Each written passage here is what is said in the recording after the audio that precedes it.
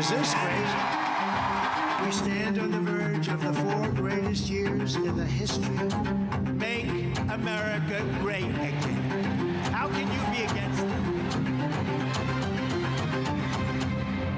On the 2024 campaign trail, President Trump ran on a populist economic message that he'd bring down prices and make things better for American consumers. Now he says kids will need to make do with fewer toys and the country will need to put up with some of the economic pain.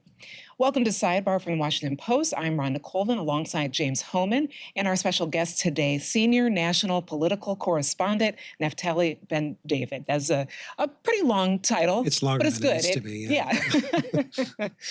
Yeah. So that's what we're going to dive into today is Trump's messaging on tariffs, his economic plan, and what it all means. We're also going to be talking about, at the end of our program, whether or not President Trump has a possibility or a chance to become Pope.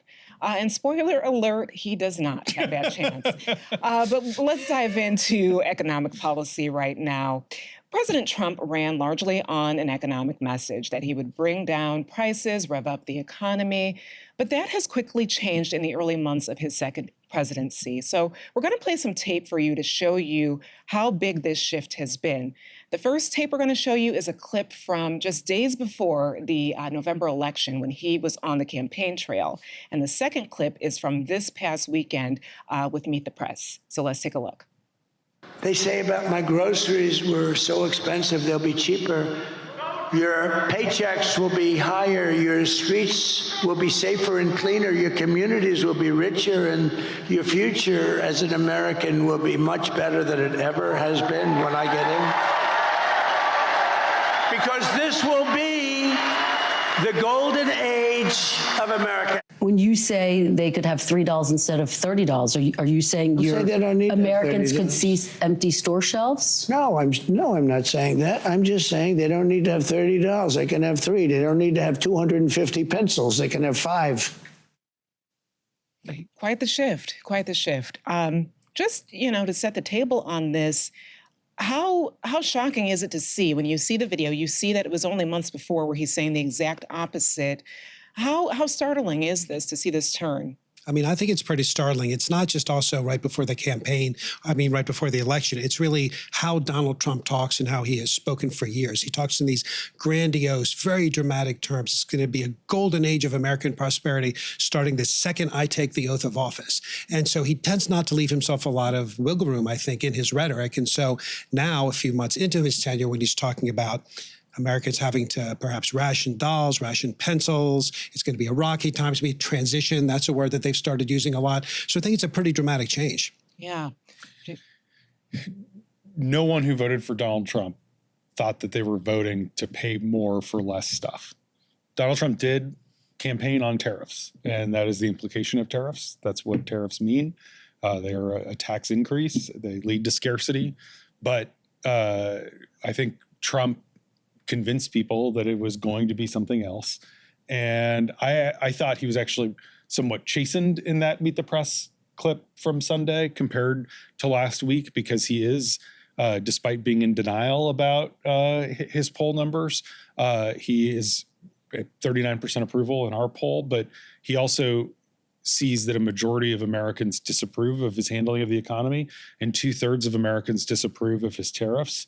So I thought he was a lot more conciliatory, even in that interview when talking about the Fed chair, Jay Powell, kind of sticking to script.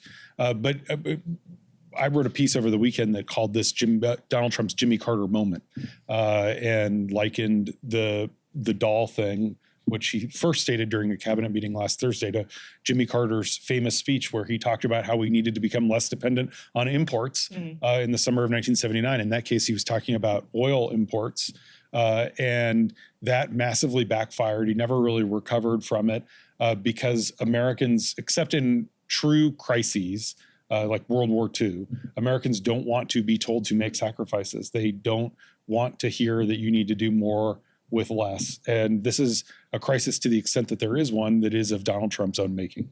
I mean, it really is not just a departure from Donald Trump's own rhetoric, but it's a departure from general American political rhetoric.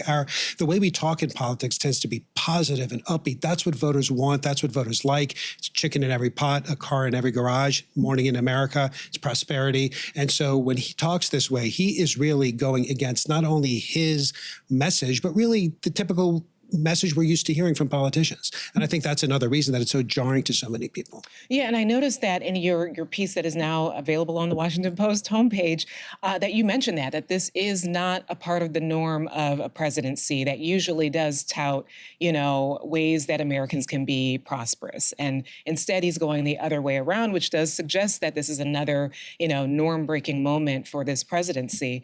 I also wonder, too, because I remember when I was listening to his joint session in front of Congress back in March, he seemed to be testing this message a little bit because he said there'll be some short-term pain, but he only said like a sentence of it. But I listened to that because I thought, well, he never really admits any sort of weakness. So where is this going? And now we see this interview with Kristen Welker, but also his surrogates are on Fox. They're out in conservative media saying the exact same thing.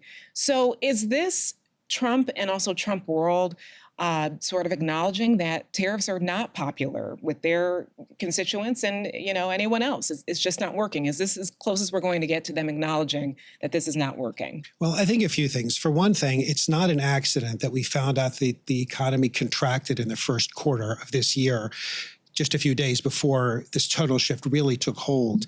That's was kind of a shocking figure. I mean, I think not that it hadn't been predicted by some people, but we're used to the economy expanding, and it had been expanding every quarter for about 3 years. So it was kind of a dramatic thing, and I have a feeling that was a bit of a reality check. Also, it's almost universal among economists that the tariffs are going to lead to higher prices, possibly lead to higher unemployment, and I think it's harder for them to deny there are going to be some adverse effects, something he did deny to a large degree during the campaign. And I think you're seeing this shift. And it's true, it is among a bunch of Trump officials, not just Trump himself. This is an administration-wide message. This isn't an accident. And they're trying to pave the way, I think, for what is likely to be, what certainly many economists expect to be, some pretty rocky economic news in the months to come. Mm. Yeah, I mean, I think that there was a recognition during the fallout post-Liberation Day that they're not going to be able to avoid a recession, but instead they want to avoid a depression. And that is what they're doing. And I think we're going to see a bunch of big deals announced soon. They're trying to create a sense of progress. Trump seems desperate to get the Chinese to the table, and there has been some positive movement that direction. On Friday, the Chinese sort of signaled that they'd be willing to talk about fentanyl and some other things. But essentially, we're seeing Trump look for off-ramps to take us off the escalation ladder. And Rhonda, there's another point that we should probably make, which is if Americans are going to be asked to sacrifice, like anyone, they want to know exactly what they're sacrificing for. And one of the issues is that I think the White House, even its allies would agree, has been somewhat inconsistent, let's say, in its messaging, what the tariffs are supposed to achieve, when we can declare them a success, what is the goal. So it's one thing to ask people to sacrifice when there's a clear reason and goal that you're doing it. It's very different to ask people to sacrifice when it's not 100% clear what the end game is. And I think that's the situation they find themselves in. That you raise a great point, and you actually read my mind, because that was another question I was going to ask you too, is this is very self-inflicted. This is not a wartime. This is not, the economic fallout from a pandemic. This is something that, as you said, James, a lot of Americans did not sign up for when they voted for him. So why isn't he including that in the messaging, that this is really a choice? This is not something we've been asked to do because of factors out of our control. I mean, their message is the golden age is going to come because of tariffs. It's just you have to endure a little bit of sacrifice between now and then. But that's pretty risky. I mean, a lot of economists don't think there's going to be a golden age. And if you ask people to sacrifice for a wonderful era of prosperity and then that era doesn't come, I think that's a real political problem for you. And so they've tried to frame it that way. But I think it's fair to say that they're struggling with the message. The American economy is resilient. Americans are resilient. And one of the things Trump said after the economy contracted unexpectedly 0.3% last week was, this is Joe Biden's economy. And there's something to be said for that. A lot of the GDP numbers were for the first 3 months of the year. Biden was president for the first 6 weeks of that, and we still haven't fully. It takes about a month for a container ship to cross the Pacific from China to the United States. And so we haven't seen a lot of the effects. It still is pretty speculative. Trump has frozen the economy in terms of business investment, consumer confidence. People not, we saw some home sales numbers yesterday, people not making big home purchases because they want to see how things shake out. And so we still are in this transitional phase where a lot of the economic numbers we're seeing now are latent in that respect. But I think some of it too is that what tests well, what polls well, isn't necessarily what Trump actually wants. He has believed in the word tariff. He believes tariffs, he sees it as this sort of square peg that he wants to put into a round hole. But no matter what the problem is, he sees tariffs as a solution. And so we saw that on Sunday when Trump put on Truth Social that he wants to have 100% tariffs on imported movies that are filmed overseas. It clearly hadn't really been thought through. It grew out of a Trump conversation at Mar-a-Lago with John Voight, the famous actor from Midnight Cowboy, Angelina Jolie's dad, for the younger members of our audience.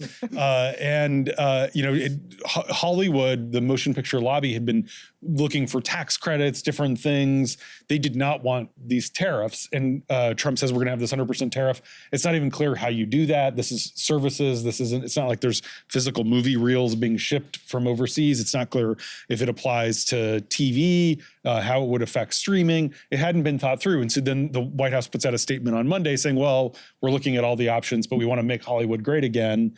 And that sort of speaks to the fact that it does often feel like Trump is kind of shooting first and asking questions later. Mm-hmm. Yeah, I do think he's running up against the deadline of time at which he can blame Biden. I mean, and it's been very striking in his early comments, the amount of times that he has mentioned Joe Biden, a guy who is not president, didn't run last time, is completely off the political stage, but Trump still holds him up as an adversary and as someone that he is doing better than. And certainly he, in the Meet the Press interview, I mean, he must have mentioned Biden half a dozen times unsolicited in the first few minutes. Americans may have some patience for that, but I think very quickly their patience runs out when a politician is seen to be blaming someone else for what's going on their watch. And there was actually a point where he said something like, the good things in this economy are because of me, and the bad things are because of Biden. Now, it's true that every politician kind of tries to get at that message, but to say it that explicitly, you really don't hear that very often. And I don't know how much longer that's going to be a resonant message for voters. I've been wondering a lot about that too, because we've seen it since his inauguration that he increasingly is mentioning Biden. I've seen it on the Hill where Republicans have talked about they are undoing the Biden policies, and they seem to be the only one talking about Biden at this point. And you do wonder, is there going to be an expiration date with that? I also wonder if there is going to be an expiration date for making moves, like you said, putting the cart before the horse. I forget but that's a good one. I should have said cart before the horse. Well, I said shoot first, ask questions later, and I'm a little nervous about using that kind of metaphor in that language, but putting the cart before the horse is actually a much better analogy. Right. When does that run out too with the American people? Because I'm thinking, okay, the natural deadline would be as soon as the midterm election campaign season starts off in earnest, because Republicans, I do not believe they want this baggage. And I've also seen that on the Hill where they're very nervous about where this tariff game is going to take them. So do we have any indication that he might scale back from this rhetoric with tariffs, make decisions that are maybe more thought out in order not to affect his party's chances? He's bought in. He sees this as his legacy. So, I mean, there was a vote in the Senate last week that was really interesting. It was a resolution of disapproval for Trump's Liberation Day reciprocal tariffs, and it failed 49-49. It actually would have passed 51-49 if Sheldon Whitehouse hadn't been at an environmental conference and Mitch McConnell had been there for the vote. But Rand Paul, the Republican senator from Kentucky, who has been really outspoken about the tariffs, he told reporters after the vote that there's a bunch of Republican senators who've told him that they are against the tariffs, but they want to sort of give them a chance, and that if it really does start to take an economic toll, then you'll see Congress basically exercising their constitutional prerogative to set tax policy. And so I think that there's a lot of waiting and seeing, and there's certainly a hope on Capitol Hill, as you know, from being up there, that Republicans hope this sort of gets solved and that Trump takes the off ramp and Trump cuts some deals before they have to go out on a limb and be seen as undercutting MAGA and the Trump agenda. What I would watch for is when you start seeing Republicans that are not the usual suspects, so to speak, publicly diverging from Trump on a major issue. I mean, so far, even though he's struggled in various ways, the economy's contracted, the stock market's been all over the place, leaders in Canada and Australia have been elected on an anti-Trump platform. All the things that we can say have led to a rocky start. Still, the Republican Party has been by and large behind him, at least on Capitol Hill, with a few exceptions, as we know, Lisa Murkowski, Susan Collins, in this one case, Rand Paul. But I think when you start seeing broader sort of dissent, I guess, let's say, then we'll know that the tide has really shifted. And I think at the beginning of next year, that's when perhaps the midterms really are going to start getting going. The campaigns are going to heat up, and I think it's going to be a crucial moment. And if things don't look a lot better for the economy and for the president at that point, then I think we could really see some trouble on the Republican side. Yeah, very good points. We'll all be waiting to see what happens a year from now at this time.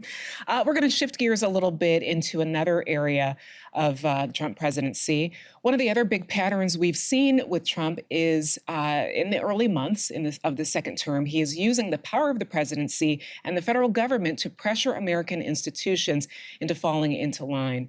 So we're going to look at three ways he's doing that. First up, it's law firms. We have seen him go after law firms that have represented clients who, Democrats or people that he was against. He has asked some to do pro bono work for causes that that align with his views.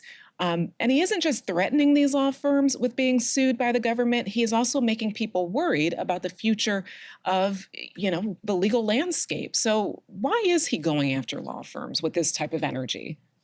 Well, he is very upset at what happened to him in the legal arena the last time around. And I think that's one reason that law firms and the legal profession in general have been a target for him. We should say it's not the only target. There's also universities. There's also various corporate entities. But I think lawyers in particular, he really does have strong issues with.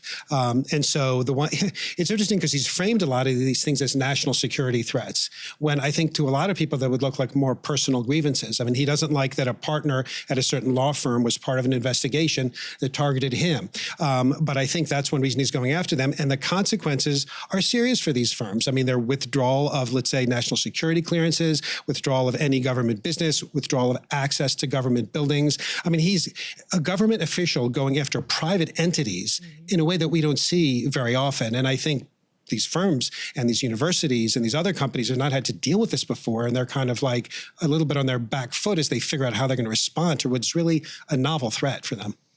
Yeah, this is, I'm an opinion columnist, so I can say it. I think this is one of the worst things Trump has done in his presidency, because rule of law is so central to upholding economic freedom, and this is squarely an attack on the rule of law. I have been struck. So 4 law firms have fought back that were targets of these executive orders. And in all 4 cases, they have received favorable judgments from federal judges, a mix of Republican and Democratic appointees. And, there's been there's been situations where some of the firms that have caved and that are working with the administration have gone after these other firms' clients. But for now, judges, and it does seem like this is going to probably end up at the Supreme Court. And it seems like when you talk to legal experts, the Supreme Court is either 7-2, 8-1, or 9-0 in favor of these law firms. And so they're kind of fighting this out. And it's been really interesting because while they've lost some clients, we learned late last week that Microsoft actually, in a matter that's pending, moved from one of the firms that had caved to Jenner and Block, one of the firms that is fighting Trump. And part of what's going on here is Paul Weiss was the first firm to make a deal after Trump went after them. And they've all been making various large promises of legal aid. Now, none of these things are written down. These aren't contracts that are enforceable. They're sort of gentlemen's agreements. And so the law firms have said, oh, we've agreed to do X amount of pro bono work. Trump said they've agreed to do X amount of free legal services. And so Trump has now been out there a couple times saying they're going to represent the coal companies, or they're going to represent cops who are accused of misconduct against suspects, or they're going to represent, the various people that Trump cares about. But none of that is written down, and none of it's enforceable. And so I think that all these people who Naftali was pointing out were grave national security threats. One day, the next day, they agree to do legal work for Trump allies, and they're no longer security threats. And so I think ultimately the law firms win, but it's a long fight, and it's a pretty messy process. Yeah, Naftali, you mentioned universities, and so we should dive into that as well.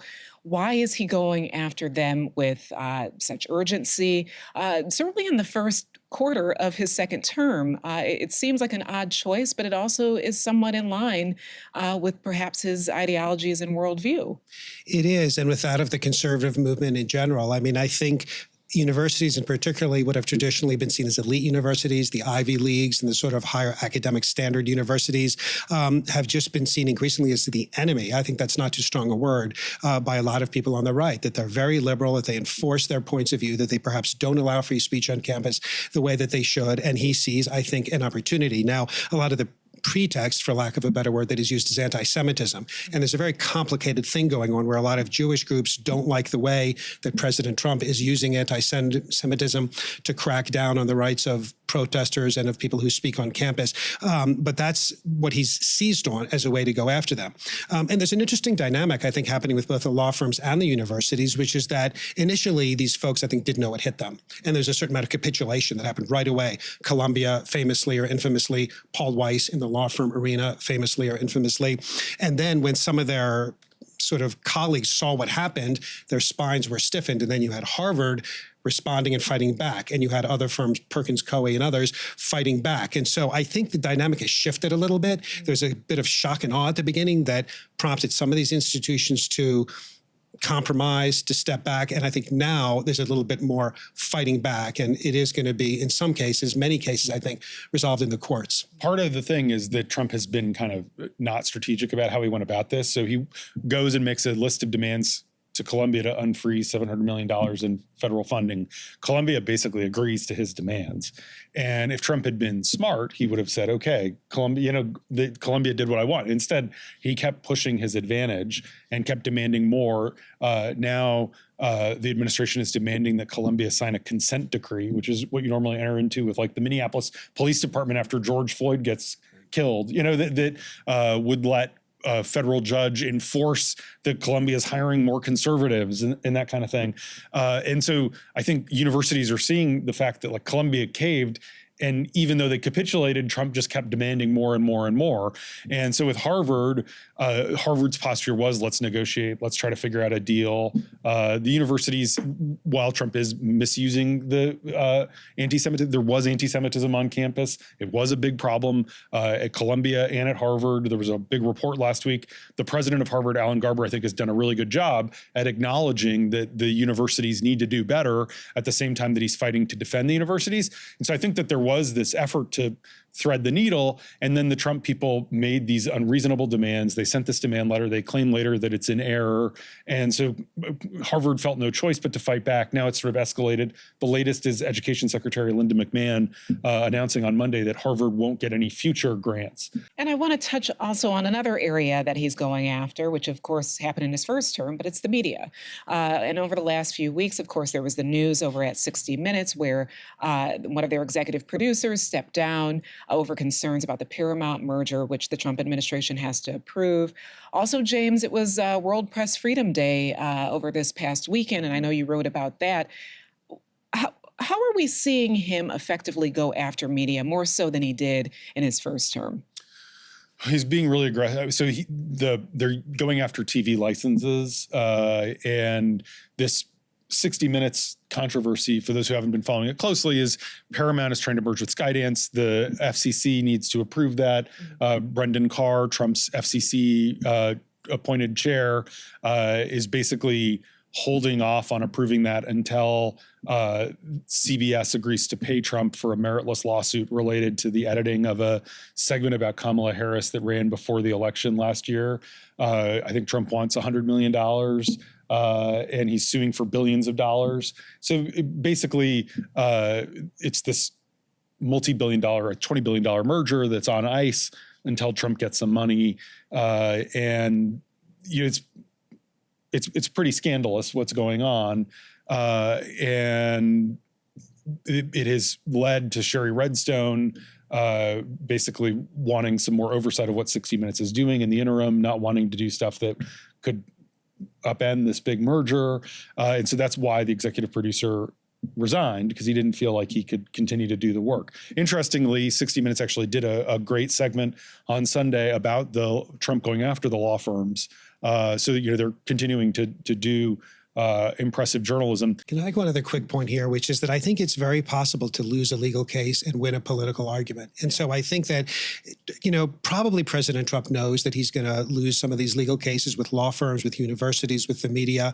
But those are fights he may want to have. Fighting Harvard, fighting the mainstream press, fighting fancy law firms. It's not the worst thing for him necessarily politically. He tends to be very focused on his base.